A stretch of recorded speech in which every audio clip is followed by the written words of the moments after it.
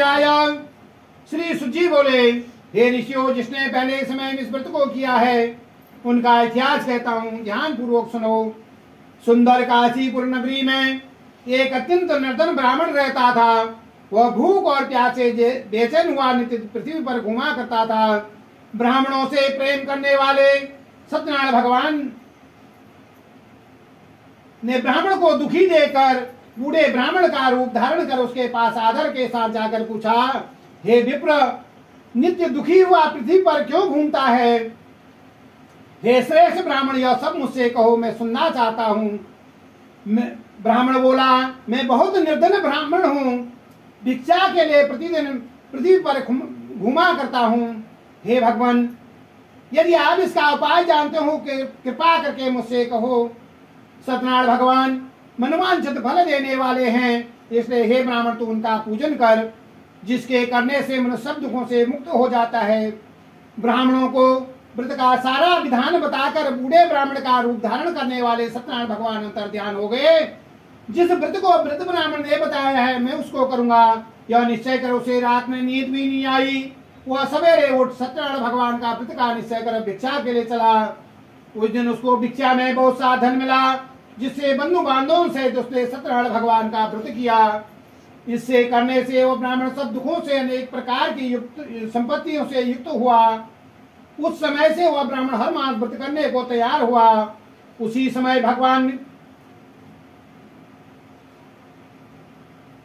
व्रत करते हुए न लगा। इस तरह सत्यनारायण भगवान के व्रत को जो मनुष्य करेगा वह सब दुखों से छूटकर अनेक प्रकार की संपत्तियों से युक्त हो जाएगा।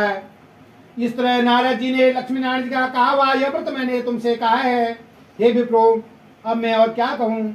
ऋषि बोले, मुनीश्वर, संसार में इस ब्राह्मण से सुनकर किस किसने इस व्रत को किया है वह सब हम सुनना चाहते हैं। इसके लिए हमारे मन में बड़ी श्रद्धा है। सुजी बोले, हे मनुष्यों, जिसने इस व्रत को किया है सुनो।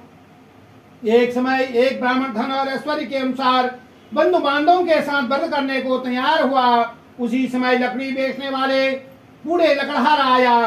बाहर लकड़ियों के गट्ठर को रखकर ब्राह्मण के मकान में गया।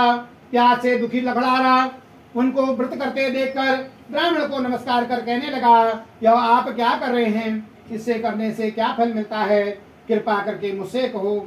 ब्राह्मण ने कहा, सब मनोकामनाओं को पूर्ण करने वाला यह सत्यनारायण भगवान का व्रत है। इसी की कृपा से मेरे यहाँ धन धान्य आदि की वृद्धि हुई है। ब्राह्मण से इस व्रत के बारे में जानकर लकड़हारा बहुत प्रसन्न हुआ। चरणामृत ले प्रसाद खाने के बाद अपने घर को गया। लकड़हारे ने अपने मन में इस प्रकार का संकल्प किया कि आज जो ग्राम में लकड़ी बेचने से धन मिलेगा उसी से सत्यनारायण देव का उत्तम व्रत पूजन करूंगा। यह मन में विचार कर वह बूढ़ा लकड़हारा लकड़ियों को अपने सर पर रखकर जिस नगर में धनवान लोग रहते थे वैसे सुंदर नगर को चला गया। उस रोज वहां उसे उन लकड़ियों का दाम पहले से चौगुना मिला। तब वह बूढ़ा लकड़हारा दाम ले अति प्रसन्न होकर पक्के केले की फली, घी, शक्कर, दूध, दही इत्यादि सब सामान लेकर घर पर पहुंचा। व्रत की कुल सामग्रियों को लेकर फिर अपने भाइयों को बुलाकर विधि के साथ भगवान जी का पूजन किया, व्रत किया। उस व्रत के प्रभाव से बूढ़ा लकड़हारा धन पुत्र आदि से युक्त हुआ। संसार में समस्त सुख होकर वैकुंठ को चला गया। बोले श्री सत्यनारायण भगवान की जय। बोले श्री विष्णु भगवान की जय।